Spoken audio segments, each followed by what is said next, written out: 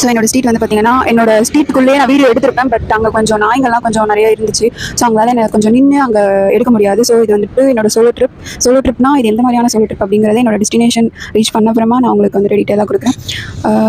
இன்னொன்று என்ன அப்படின்னா கிளம்பும்போது ஆக்சுவலாக வீட்டில் வந்துட்டு டிஸ்டர்ப் பண்ணாமல் கிளம்பலாம் நினச்சேன். பட் இந்த நாய்ங்கெல்லாம் கொஞ்சம் குளிச்சதுனால வீட்டில் கொஞ்சம் எழுப்பி வெளியே வர அளவுக்கு இது பண்ணிவிட்டு தென் ஸ்ட்ரீட் வெளியே வந்துட்டேன். இப்போது ஹைவேல நான் போகும்போது வந்துட்டு இந்த டைமில் என்னால் எதுவும் வண்டி நிறுத்திட்டு வீடியோஸ்லாம் எடுக்க முடியாது.